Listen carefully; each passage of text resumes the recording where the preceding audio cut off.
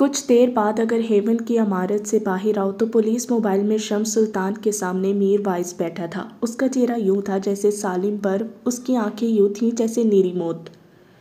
میں نے کہا تھا نا شمس دھوکہ نہیں پسند مجھے، وہ شمس کے خوفزدہ چہرے کو دیکھتے ہوئے کہہ رہا تھا۔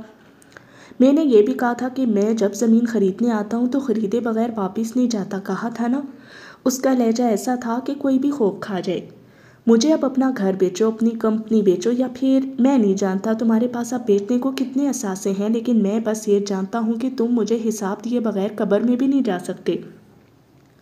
اس کے لہجے کی ٹھنڈک شمس کو یوں لگا تھا جیسے اس کی ریڑھ کی ہڈی جم رہی ہو۔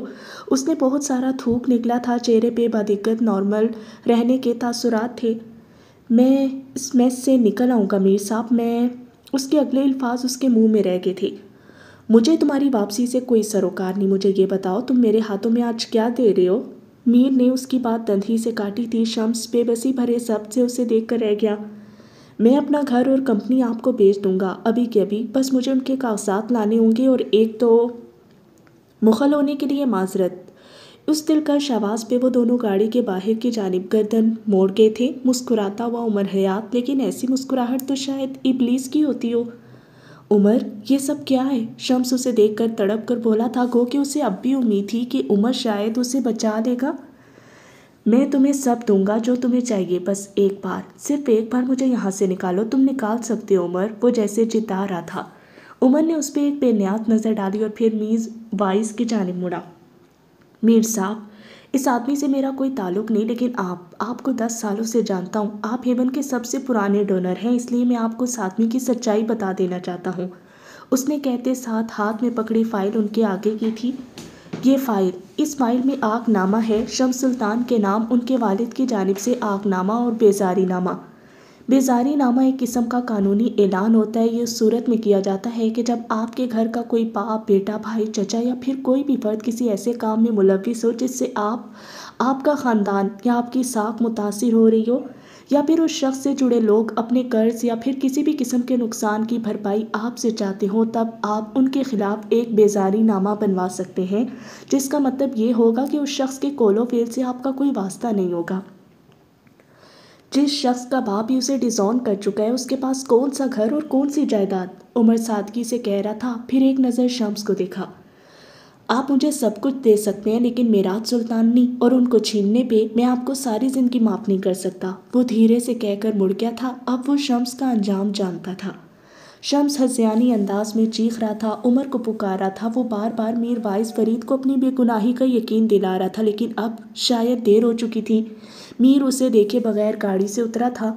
اس نے موبائل کان سے لگا رکھا تھا۔ آس پاس اس کے گارڈز کھڑے تھے۔ پولیس موبائل اب دور جا رہی تھی، لیکن شمس کی آوازیں یہاں تک آتی تھیں۔ انہی آوازوں کے درمیان میر وائس کی ہلکی آواز بھی سنائی دیتی تھی۔ میں جس چوتھے کام کے لیے مشہور ہوں، وہ اس آدمی کے تھانے پہنچنے سے پہلے ہو جانا چاہیے۔ اس نے بات ختم کر کے فون پرے اچھال دیا تھا۔ آنکھوں پہ سیاہ چشمہ لگائے اب وہ دور جا رہا تھا، لیکن وہ کسی کا انت بے حد قریب لا چکا تھا۔ ہیون کی عمارت کے اندر شور ذرا دیر کو تھما تھا۔ وہاں سکوت تھا، لیکن مکمل سکوت تو اب بھی نہیں تھا۔ وقفے وقفے سے ایک آواز گونجتی تھی جو حقائق سے پردہ اٹھا رہی تھی۔ جس آواز نے ایک بار الزام دھرا تھا، آج وہی آواز حق کی بات کر رہی تھی۔ وہ شمشیر تھا، DIG شمشیر۔ کیمرے، مائکس اور فلیش لائٹس کے درمیان کھڑا وہ کہہ رہا تھا، میراث سلطان کے خلاف ملنے والے تمام ثبوت جھوٹ کا پلندہ تھے اور کچھ نہیں۔ ان کے اپنے ہی بھائی نے جائیداد کی خاطر ایک فرشتہ صفت انسان کو نہ صرف قتل کروایا، بلکہ ان پہ کئی سارے گھٹیا جرائم پلانٹ کیے۔ مجمع میں کھڑے حسن کی آنکھیں بھیگ رہی تھی۔ حالِ سلطان نے آسودگی سے آنکھیں بند کر لی تھیں، جیسے ایک خوبصورت موسیقی سنتے وقت وہ مدہوش سی ہو۔ پولیس کے سامنے ایسے گواہ اور ثبوت لائے گئے کہ پولیس گمراہ ہوگی، لیکن پولیس نے عمر حیات، جو کہ مرحوم میراث سلطان کے داماد اور بھتیجے ہیں، ان کی ایک ریکویسٹ پہ، ان کے انصاف کی اپیل پہ دوبارہ کارروائی شروع کی تو چند ایسے حقائق سے پردہ اٹھا جو ہمارے لیے بھی شاکنگ تھے۔ میں آپ سب سے معذرت چاہتا ہوں، لیکن نہ میں نے پچھلی بار کوئی ذاتی دشمنی نبھائی، نہ میں کسی کو فیور دے رہا ہوں۔ پولیس ثبوت اور گواہوں پہ کام کرتی ہے۔ میں نے اور میری ٹیم نے اپنا کام غیر جانبداری سے کیا، لیکن ایک بار پھر ہم میراث سلطان اور ان کے خاندان سے معذرت چاہتے ہیں۔ عمر حیات نے سینے پہ ہاتھ رکھ کر سر کو ہلکا سا خم دیا تھا، یوں جیسے معذرت قبول کی ہو۔ لیل الٹے قدم پیچھے ہوتی جا رہی تھی۔ اس کا سفر ختم ہوا، اب اسے یہاں نہیں رہنا تھا، اس کا کہانی سے جانے کا وقت ہوا چاہتا تھا اور وہ دبے پاؤں جا رہی تھی، ویسے ہی جیسے وہ آئی تھی۔ اس کا آنا ٹھنڈی ہواؤں جیسا تھا، وہ جا رہی تھی اپنے پیچھے خزاں چھوڑ کر۔ عمر حیات کی جانب سے ملنے والے ثبوتوں کی بنا پہ اور حال سلطان کی درج کروائی کی FIR کی بنیاد پہ ہم نے شمس سلطان کو گرفتار کر لیا ہے۔ ہمارا کام تھا سچ اور ثبوت سامنے لانا۔ آگے کا فیصلہ عدالت کا ہوگا، اور مجھے یقین ہے عدالت انسانیت کے مسیحا اور فرشتہ صفت انسان میراج سلطان کو انصاف ضرور دے گی۔ اس سارے میس میں جو آدمی برابر کا شریک دار تھا وہ فہیم مرزا تھا۔ شمشیر کے ہاتھ کے اشارے پہ مجمع میں کھڑا فہیم بدکا۔ فہیم مرزا کے خلاف ہمارے پاس تمام ثبوت ہیں، اور ان کے خلاف FIR کٹوانے والا کوئی اور نہیں بلکہ ان کے بیٹے کا گارڈ ہے، نوح مغل۔ رپورٹرز کا شور بلند ہوا تھا، مختلف سوال، مختلف باتیں۔ فہیم اڑتی ہوئی رنگت کے ساتھ کھڑا تھا، اس کے جسم سے جیسے روح کھینچی جا رہی ہو۔ وہ الٹے قدموں سے پیچھے ہونے لگا، لیکن اپنے عقب میں کھڑے مسکراتے ہوئے پولیس افسر کو دیکھ کر اس کا خون خشک ہو گیا تھا۔ دوسری گواہی فہیم مرزا کے بیٹے یاقوت مرزا کی ہے، جنہوں نے اپنے ہی باپ کے خلاف FIR کٹوائی ہے کہ اس کا باپ زبردستی اسے نوح مرزا کی پراپرٹی جو کہ غصب ہوئی ہے، اس پراپرٹی پہ فہیم اپنے بیٹے سے کام کروانا چاہتا ہے۔ شمشیر سانس لینے کو رکا تھا، لیکن یاقوت مرزا نے اعلیٰ ضربی کا ثبوت دیتے ہوئے نوح مغل کی ساری پراپرٹی اس کے حوالے کر دی، اور اپنی بیوی جس سے ان کا زبردستی نکاح کروایا گیا تھا وہ اسے طلاق دے کر کینیڈا روانہ کر چکے ہیں تاکہ وہ انہیں اپنے ہی باپ کے عتاب سے بچا سکیں۔ بڑی سی اسکرین پہ اپنے باپ کے خلاف یہ ساری باتیں سنتا ہوا یاقوت سخت بے چین تھا، اس کی روح جھنجھوڑی جا رہی تھی۔ وہ جیسا بھی تھا اس کا باپ تھا، اسے اس طرح مجمع میں ذلت اٹھاتے دیکھ کر اس کا دل بری طرح دکھ رہا تھا۔ مجمع میں سے اب فہیم مرزا کو لے جایا جا رہا تھا، وہ بری طرح بکتے جھکتے ہوئے جا رہا تھا۔ یکدم وہ خود کو چھڑوا کر نیچے زمین پہ بیٹھ گیا، وہ خود کو بری طرح مار رہا تھا، چیخ چلا رہا تھا۔ اس کے ساتھ جو کچھ ہوا تھا وہ اس کا ذہنی توازن بگاڑ دینے کے لیے کافی تھا۔ اس کا پیسہ، اس کے اثاثے، او خدایا، وہ برباد ہو چکا تھا۔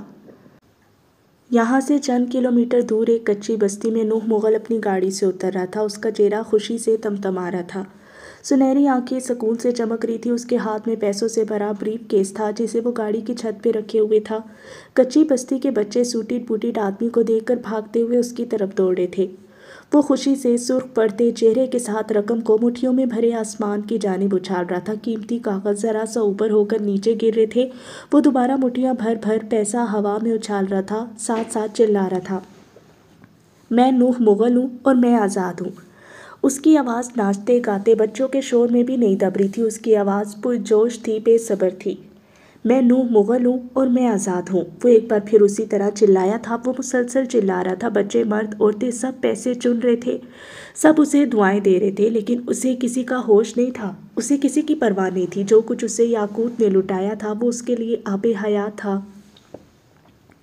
دور سے دیکھو تو فضا میں نوٹ یوں اڑے تھے جیسے روئی کے گالے۔ نوح مغل چلا چلا کر اپنی آزادی کا پتہ دے رہا تھا، لیکن کیا وہ واقعی آزاد ہو سکتا ہے؟ پولیس موبائل سائرن بجاتی اپنی منزل کو جا رہی تھی۔ شمس سلطان کے ساتھ 2 سپاہی بیٹھے تھے، وہ بار بار اپنی گردن پہ ہاتھ پھیرتا تھا تو کبھی چہرے پہ سخت اضطراب کے عالم میں اسے جیسے کچھ سجائی نہیں دے رہا تھا، اس کا دل جیسے ڈوب ڈوب کر ابھر رہا ہو، اس سے اس کی متاع حیات چھین لی گئی تھی۔ وہ پیسہ جو اس کے لیے سب کچھ تھا وہ اب اس کا نہیں تھا۔ شمس کو یوں لگ رہا تھا جیسے کوئی چھری سے اسے ذبح کر رہا ہو۔ ہاں بالکل ایسا ہی۔ یکدم پولیس موبائل ایک جھٹکے سے رکی تھی۔ شمس نے جالیوں کے پار سے دیکھا، وہ ایک لوگوں کا ہجوم تھا جو گاڑی کے دائیں بائیں آگے پیچھے سے گاڑی کو گھیرتا جا رہا تھا۔ شمس کا دل بے اختیار سکڑ کر پھیلا تھا، وہ جانتا تھا اب کیا ہوگا۔ او خدایا، کم از کم یہ نہیں۔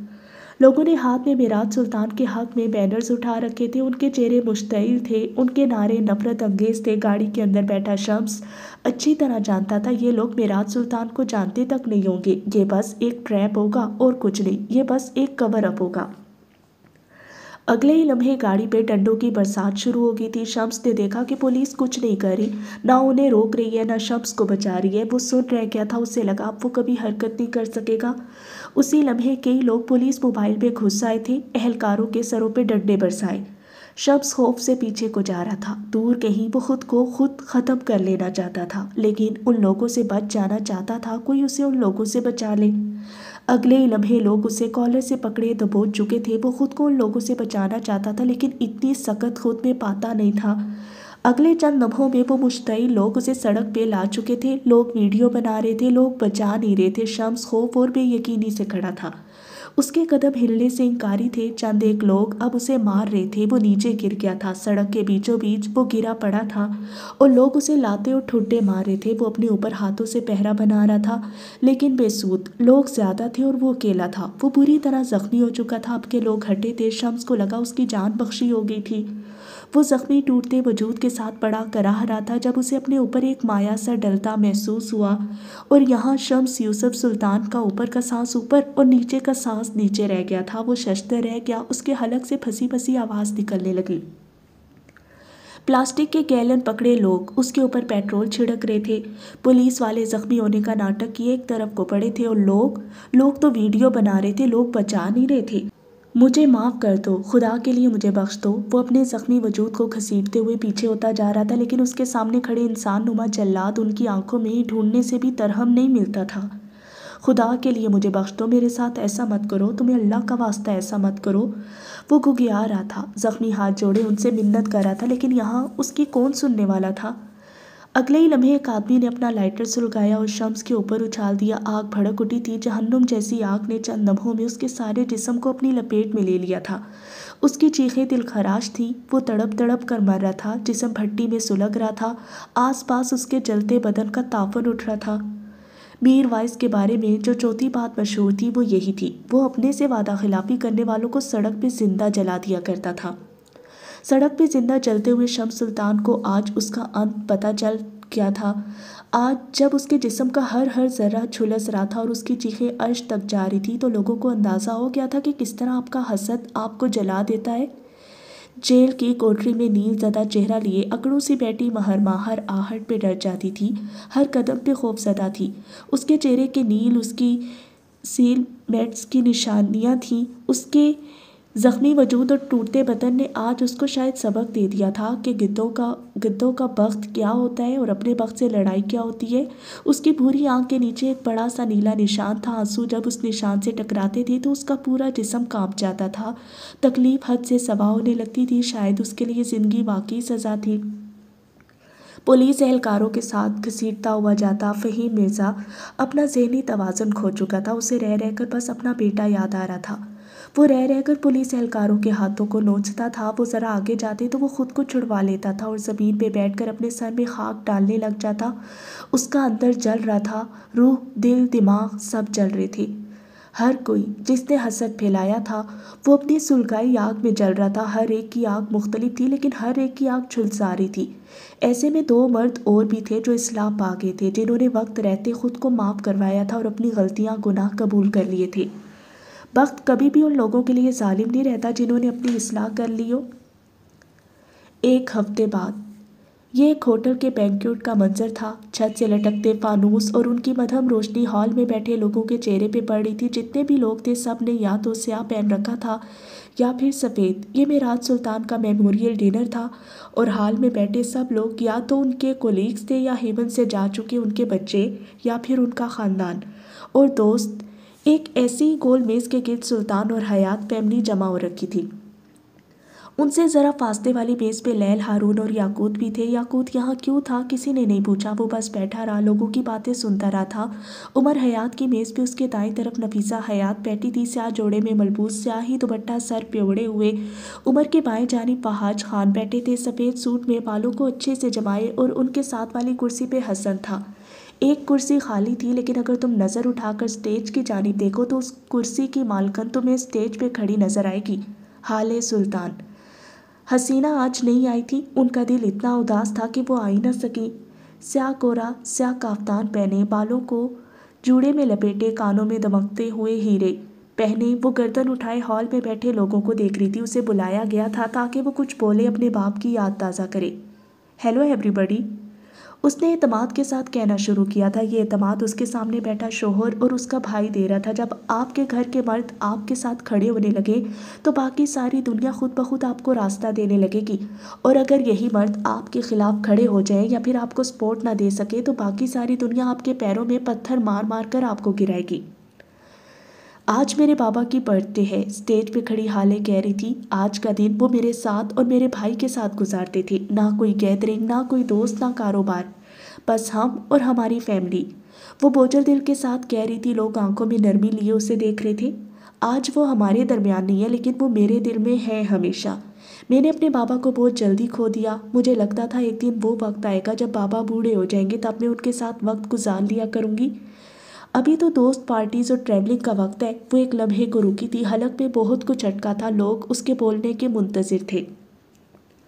وہ وقت نہیں آیا اور بابا چلے گئے۔ اس کی آنکھوں سے 2 آنسو ٹوٹ کر گرے تھے۔ عمر نے رخ موڑ لیا۔ اس کے لیے یہ اذیت ہر اذیت سے بڑی تھی کہ وہ حالے کو روتے ہوئے دیکھے۔ ان سب سے بے نیاز وہ کہے جا رہی تھی، ہم سب کو لگتا ہے ایک دن ایک وقت آئے گا جب ہمارے ماں باپ بوڑھے ہو جائیں گے اور ہم ان کی بہت ساری خدمت کریں گے، ہم ان کی نیک اولاد بن جائیں گے اور سب اچھا ہوگا۔ Fairy tale you know. ہال میں سوگواری سی کیفیت طاری ہو گئی۔ لوگ گردن اونچی کیے بس اسے دیکھ رہے تھے۔ لیکن میری ایک بات یاد رکھیں، نہ آپ کے والدین اچانک سے بوڑھے ہوں گے، نہ ان کو اچانک کوئی بیماری آن گھیرے گی۔ جیسے جیسے ہم بڑے ہو رہے ہیں، ہمارے والدین بوڑھے ہو رہے ہیں۔ یہی ہلکا جوڑوں کا درد ایک دن بے حد بڑھ جائے گا، یہی ہر وقت کی خارش کسی دن بڑی بیماری بن سکتی ہے۔ خدا کے لیے اپنے والدین کے ساتھ وقت گزارے۔ آخر میں وہ اس طرح سے بولی تھی کہ کئی دل زخمی ہوئے تھے۔ میرے بابا چلے گئے اور میں ان کے ساتھ وقت نہیں گزار سکی۔ میں اس بات کے لیے ساری زندگی گلٹی رہوں گی۔ وہ دکھتے ہوئے حلق کے ساتھ کہہ رہی تھی، آنسو بہہ جانا چاہتے تھے جنہیں وہ روکے ہوئے تھی۔ اپنے والدین کے کام آج سے ہی اپنے ذمے لے لے۔ جانتے ہیں وہ کون سی اولاد ہوتی ہے جو ماں باپ سے بیزار اور ان کے کاموں سے بیزار ہو جاتی ہے؟ ہال میں پن ڈراپ سائلنس پھیل گیا تھا۔ سب لوگوں کو اس کی چپ کے بعد بولنے کا انتظار تھا۔ وہ کوئی نافرمان اولاد نہیں ہوتی، وہ بس عام انسان ہوتے ہیں۔ حالے نے کہنا شروع کیا تو لوگوں نے اسے ناپسندیدگی سے دیکھا تھا۔ ہم انسانوں کے اوپر اگر ایک ڈھیر سارا بوجھ ڈال دو گے تو پہلا ہم اچھے اور نائس بننے کی خاطر یا پھر مجبوری کی خاطر یا گلٹ کی خاطر سب کر لیں گے، لیکن اچانک سے ہاتھ پڑا ہوا بوجھ ایک دن ہمیں تھکا دے گا۔ اور ہم انسان ہیں، فرشتے نہیں، ہم سے غلطیاں ہوں گی، لیکن اصلاح ہر دور میں ضروری ہے۔ لوگوں کے تاثرات نرم پڑے تھے۔ اس کا شوہر اسے دیکھ کر مسکرا رہا تھا۔ آج سے اگر اپنے والدین کے چھوٹے چھوٹے کام اپنے ذمے لے لیں گے تو آگے جا کر آپ کو ذمہ داری بوجھ نہیں لگے گی۔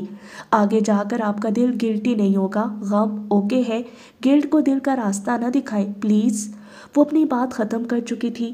یکدم لوگ زور زور سے تالیاں پیٹنے لگے تھے۔ وہ ان سب کو دیکھتے ہوئے مسکراتے ہوئے نیچے چلی آئی تھی۔ عمر کے قریب کرسی کھینچتے ہوئے وہ مسکرا رہی تھی۔ ان کے عقب والی میز پہ بیٹھا ہارون شاہد اب مڑ کر ان سے کچھ کہہ رہا تھا۔ ہر ایک کے چہرے پرسکون تھے مسکراتے ہوئے۔ کیا کل تم جلدی گھر آ سکتے ہو اے ایس پی صاحب؟ حالے اس کو دیکھتے ہوئے دھیمی آواز میں پوچھ رہی تھی۔ عمر پورے کا پورا اس کی طرف گھوم گیا تھا۔ کیوں جلدی کیوں آنا ہے؟ بلکہ لیٹ می گیس، تم نے میرے لیے کوئی اچھا سا کھانا تیار کیا ہوگا ہے نا؟ یا پھر تم کافی بنا کر میرا انتظار کرو گی؟ خوابوں کی دنیا سے نکل آئے شوہر صاحب، کل کپڑے دھونے 1 ہفتے کے جمع ہوئے رکھے ہیں اور یہاں اے ایس پی عمر حیات کے خواب چکنا چور ہوئے تھے۔ میں اگلے 3 دن گھر نہیں آ رہا، وہ اعلان کر کے اپنی پلیٹ کی جانب متوجہ ہو چکا تھا۔ اس کا تو سارا موڈ ہی غارت ہو گیا تھا۔ ہال کی مدھم بتیاں ان کو کھانا کھاتے ہوئے دیکھتی رہی۔ زندگی نے بالآخر ایک سکون کا سانس خارج کیا تھا۔ چند سال بعد یہ عمر حیات کے گھر میں واقع اوپن کچن کا منظر تھا، جہاں سے کھانے کی اشتہا انگیز مہک اٹھ رہی تھی۔ وہ ایپرن باندھے ہوئے تھا، اس کے سیاہ بال آج بھی ماتھے پہ گرے ہوئے تھے اور اس کی سیاہ آنکھیں وہ آج بھی اتنی ہی جاذب نظر تھیں۔ وہ چولہے پہ رکھے برتن میں چمچ چلا کر پلٹا تو اس کے سامنے گول میز کے گرد رکھی کرسیوں پہ 2 بچے بیٹھے تھے۔ ایک بھرے گالوں والا بچہ تھا، اس کی آنکھیں سیاہ تھیں لیکن معصوم سا، اپنی ماں کی طرح۔ اس کا سارا دھیان میز پہ رکھے اس آمیزے کی طرف تھا جسے اب اس کا باپ ان دونوں کے لیے تیار کرنے والا تھا۔ دونوں سے یاد آیا، اس کے ساتھ والی کرسی پہ ایک بچی بیٹھی تھی، پھولدار فراک پہنے، اس کے لمبے بال پشت پہ پھیلے تھے جن کے اوپر گلابی ہیئر بینڈ لگا تھا۔ اس کی آنکھیں ذہین تھیں، ایکس رے کرتی ہوئی، اور وہ اس آمیزے میں ڈلنے والے اجزاء نوٹ کر رہی تھی۔ وہ اپنے بھائی سے چھوٹی تھی لیکن اپنے باپ کی فیورٹ تھی۔ عمر کے لیے احرام اس کا بیٹا تھا، جبکہ الہام اس کی ماں۔ وہ ہر وقت بیٹی بننے کے بجائے ماں بنی رہتی تھی۔ اوکے بیٹا، اب آپ مجھے بتانا، لاسٹ ٹائم ہم نے پیزا بناتے وقت کون سی انگریڈینٹس استعمال کیے تھے؟ وہ اپنے دونوں بچوں کو دیکھتے ہوئے پوچھ رہا تھا۔ اس کے لہجے میں اپنے بچوں کے لیے بے پناہ نرمی تھی۔ بابا، لاسٹ ٹائم آپ نے میرے پیزا میں چیز بہت کم ڈالا تھا۔ احرام نے گویا باپ کی بات سنی ہی نہیں تھی، اسے بس ذائقے کی فکر تھی، جبکہ الہام جلدی جلدی سارے اجزاء گنوا رہی تھی۔ عمر مسکراتے ہوئے اسے دیکھتا رہا، جب وہ بول کر چپ ہوئی تو اس نے ذرا کی ذرا نظر اٹھا کر احرام کو دیکھا۔ احرام بیٹا، آپ کو یاد نہیں کیا اجزاء تھے؟ وہ نرمی سے جتا کر بولا تو احرام نے سر اٹھایا، اپنی گول گول آنکھوں سے باپ کو دیکھا۔ یہ تو آپ کا کام ہے نا بابا، میرا کام تو ٹیسٹ یاد رکھنا ہے۔ اس نے اپنی میز پہ رکھے پیزا سے نظر نہیں ہٹائی تھی۔ عمر کھول کر رہ گیا تھا، پہلے اس کی ماں تھی جسے اس کے کھانوں میں نقص دکھتا تھا، اور اب اس کا بیٹا تھا جو اپنی ماں کے جتنا ہی کھانے پینے کا شوقین تھا۔ لیکن مجال ہے جو وہ عمر کی کوئی بات یاد رکھ لے، مجال ہے جو وہ سوائے پاس ہونے کے کوئی اضافی نمبرز لے آئے۔ ہاں، اگر اس سے پوچھو اسکول کے باہر کس ٹھیلے پہ کیا بکتا ہے تو اسے سب یاد تھا، اور بات یہاں ختم نہیں ہوتی تھی۔ ہر ایک ٹھیلے سے اپنی گاڑی رکوا کر وہ کچھ نہ کچھ خرید کر لانا اپنا فرض سمجھتا تھا۔ وہ اسکول میں ہر اس بچے کے ساتھ ٹفن ایکسچینج کرنا اپنا فرض سمجھتا تھا جس کے پاس کچھ بھی چٹخارے دار ہو۔ الہام اس کے برعکس تھی، اسے پڑھائی سے اور کتابوں سے فرصت نہیں ملتی تھی۔ وہ اسکول کے ہر اسپورٹس مقابلے میں حصہ لیتی تھی اور اپنے بھائی اور ماں کو ٹھیلے اور ڈھابوں کا کھانا کھاتے دیکھ کر بالکل اپنے باپ کی طرح ہی ناک بھوں چڑھا لیتی۔ احرام، اب آپ یہاں غور سے دیکھنا اور یاد رکھنا میں کیا کیا چیزیں استعمال کر رہا ہوں۔ عمر نے تنبیہ کی تھی۔ اسی لمحے اس کی ماں اندر داخل ہوئی تھی۔ اس نے لمبی سفید قمیض کے ساتھ بڑے بڑے پانچوں والا ٹراؤزر پہن رکھا تھا، لمبے سیاہ بال پشت پہ پھیلے تھے، کانوں میں ہیرے پہنے وہ خوبصورت لگ رہی تھی، اور کچھ جلدی میں بھی۔ کئی وقتوں میں وہ زیادہ نہیں بدلی تھی لیکن وزن کچھ بڑھ گیا تھا۔ چلو چلو بیٹا احرام، دیر ہو رہی ہے، تمہارے ماموں کی کال آنے والی ہے۔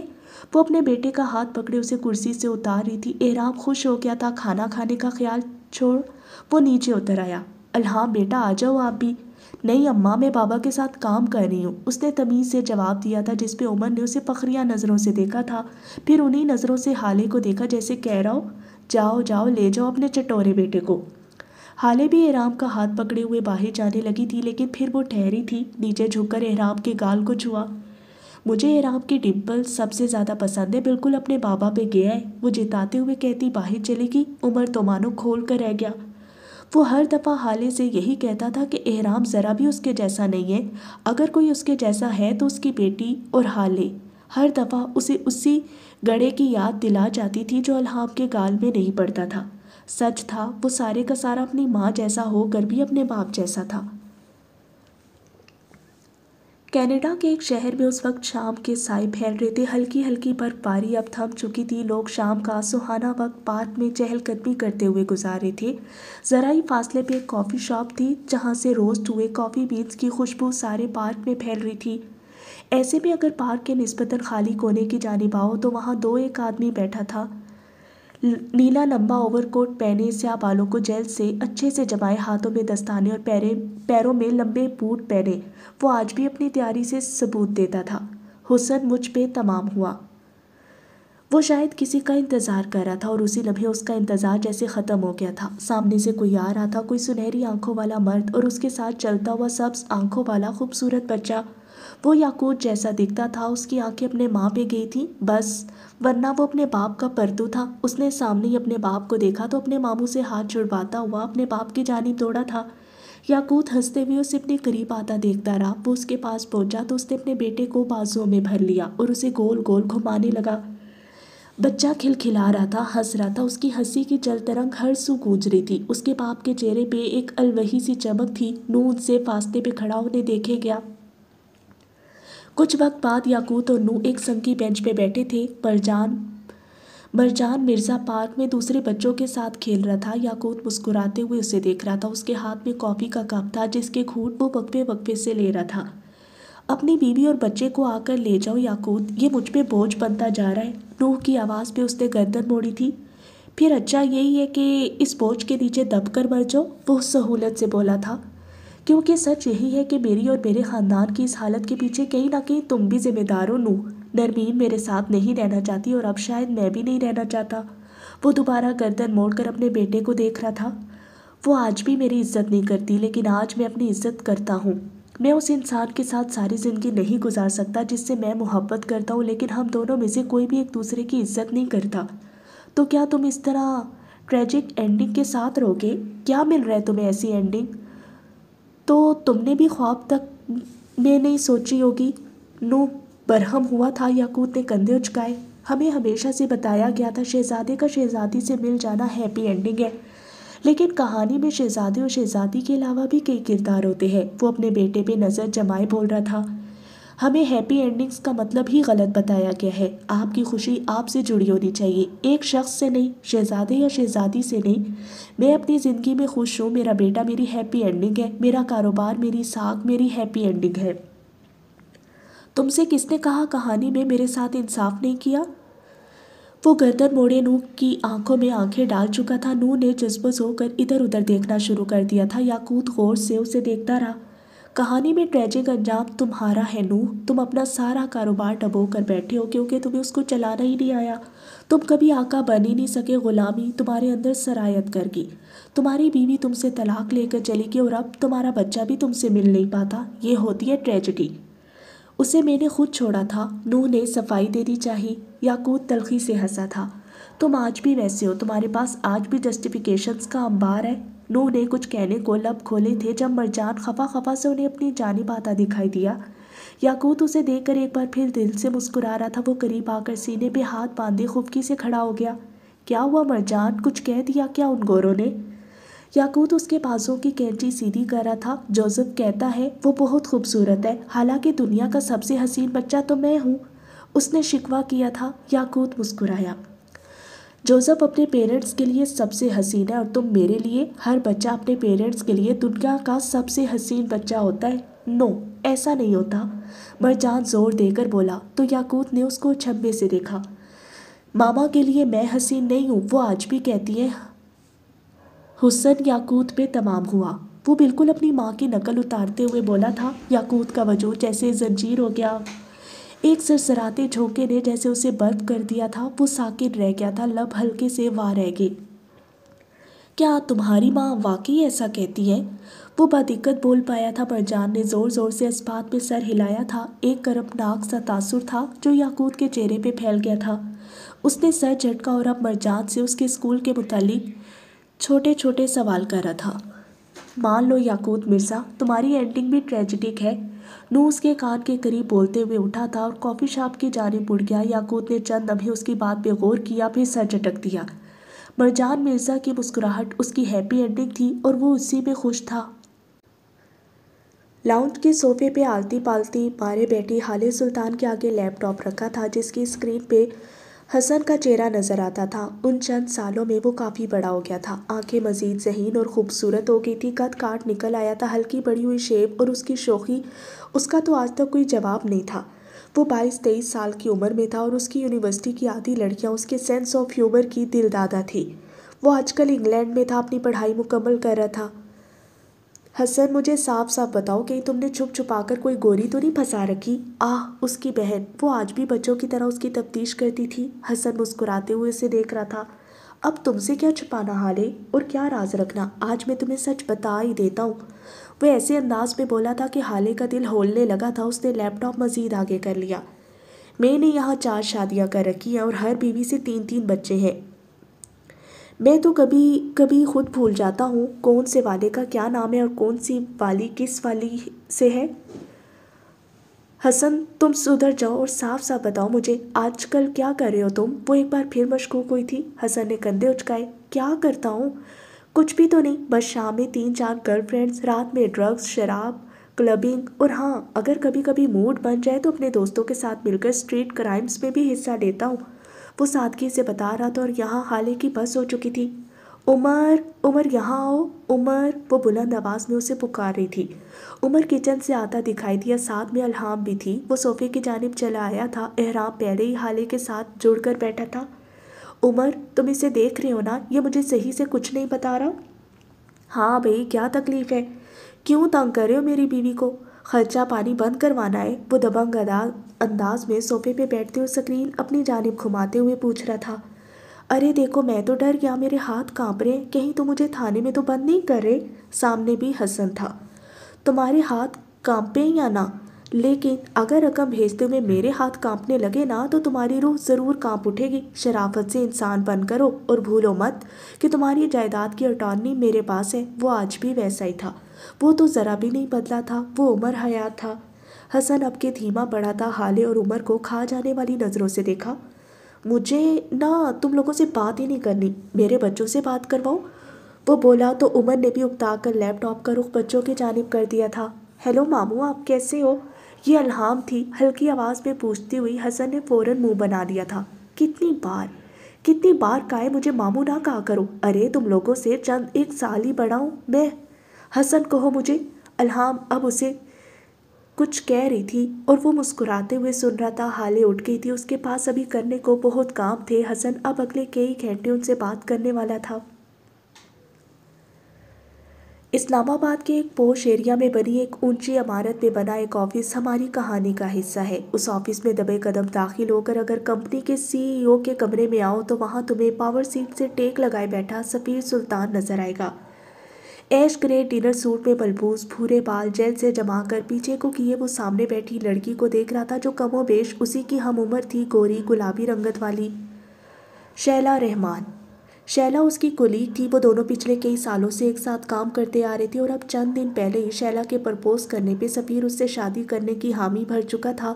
اس وقت وہ دونوں اسی معاملے میں کافی چیزیں ڈسکس کر رہے تھے۔ تم اپنے خاندان سے کسی کو نہیں بلوا رہے ہو سفیر؟ اس کی آواز نرم تھی، دل پہ پھوار کی طرح پڑتی ہوئی۔ سفیر مسکرایا تھا۔ میں بلا چکا ہوں مادام، اپنی کزن کو کال کی تھی میں نے، وہ آ جائے گی، اور دادا تو ہیں ہی میرے ساتھ۔ اور اگر وہ نہ آئی؟ تم نے کہا تھا نا تم لوگ اچھے ٹرمز پہ نہیں ہو۔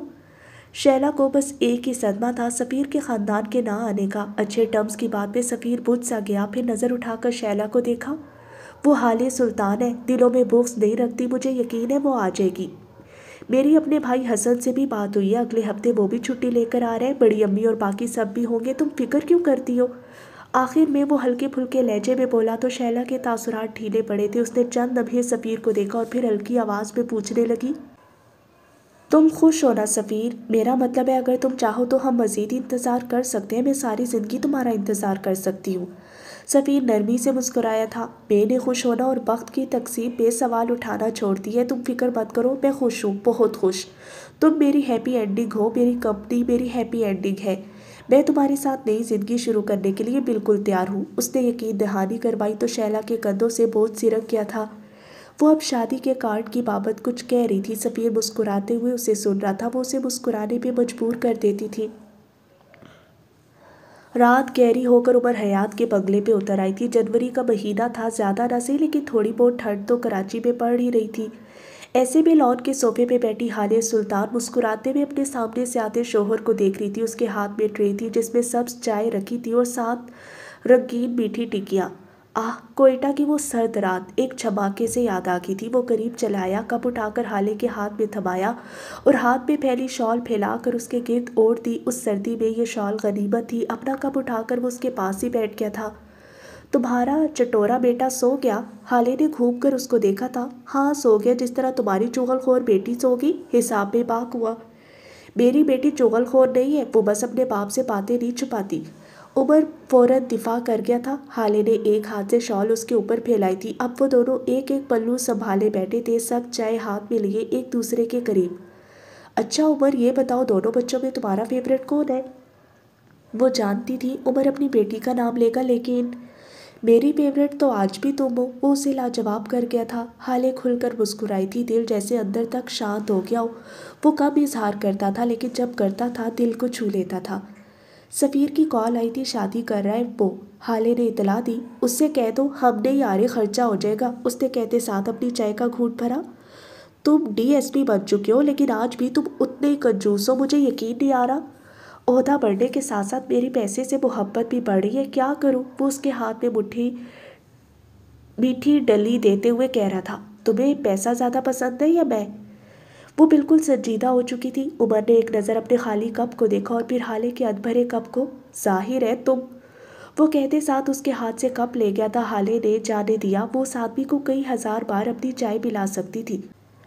کتنے سال گزر گئے عمر، پتہ ہی نہیں چلا، حالے یاسین سے بولی تھی۔ آسمان پہ کھڑا چاند مہوسا ان کو تک رہا تھا۔ تمہیں کیسے پتہ چلے گا؟ اصل پتہ تو میرے بینک اکاؤنٹس کو چل رہا ہے، وہ جل کر بولا تو حالے نے کلس کر اس کو دیکھا، پھر یکدم پیر نیچے اتارے۔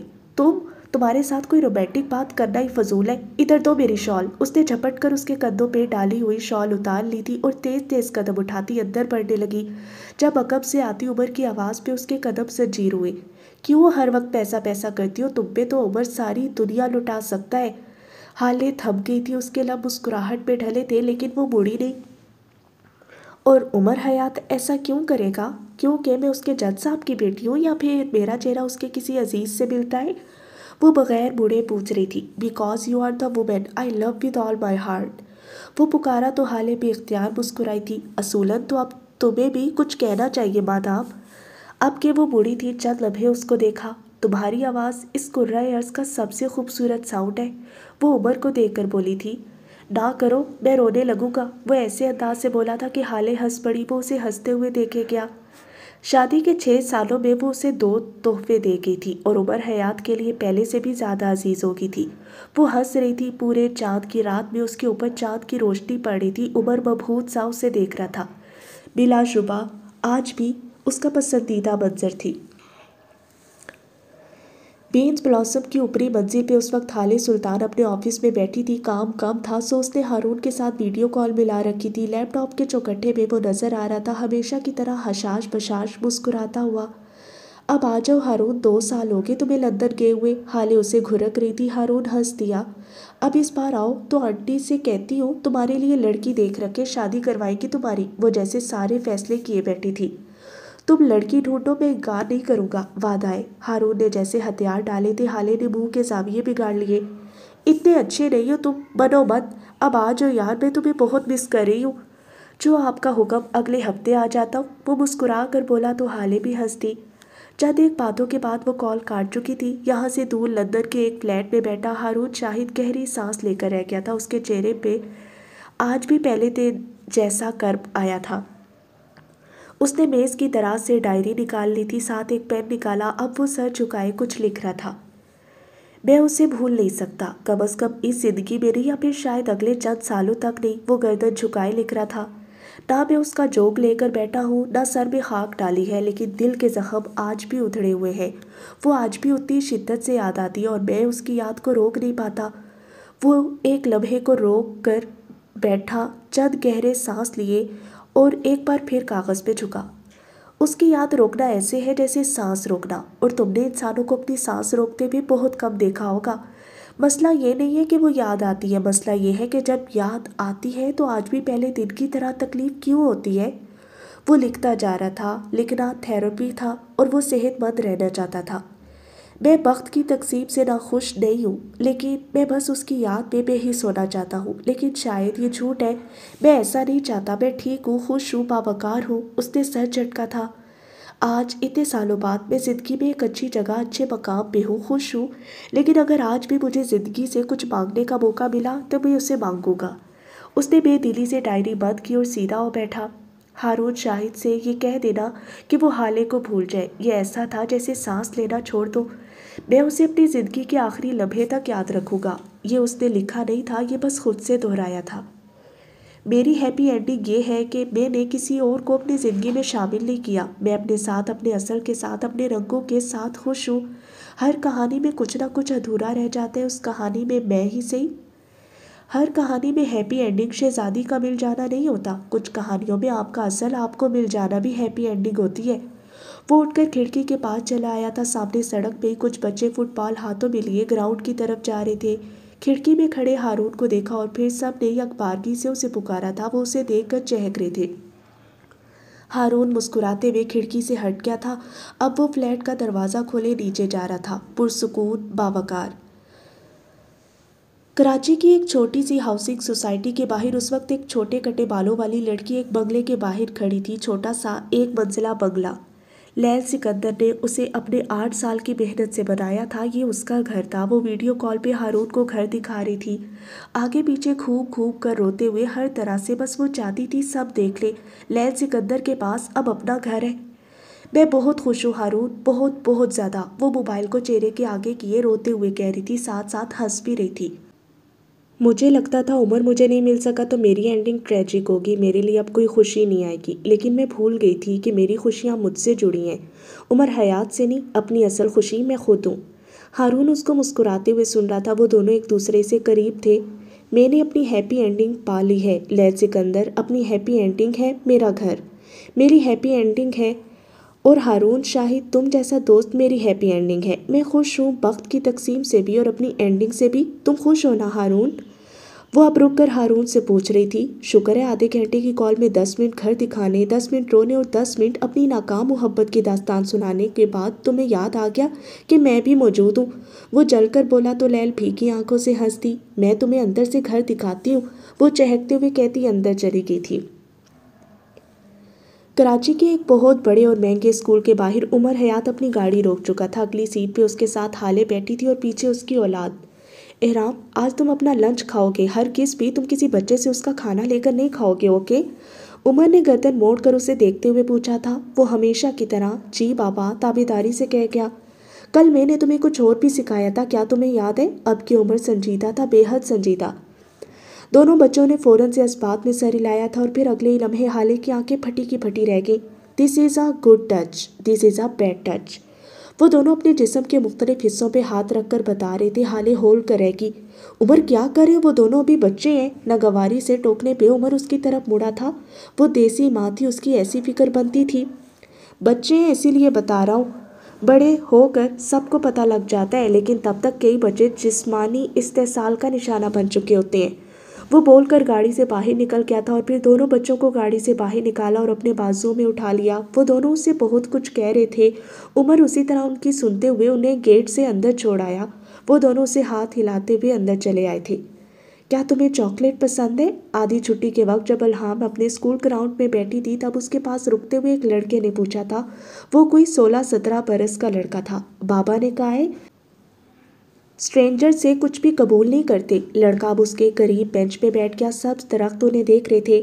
لیکن میں اسٹرینجرز تو ہرگز نہیں ہوں، میں تمہارے بابا کو جانتا ہوں اتنے اچھے سے جتنے اچھے سے ان کو میں جانتا ہوں اور کوئی نہیں جانتا۔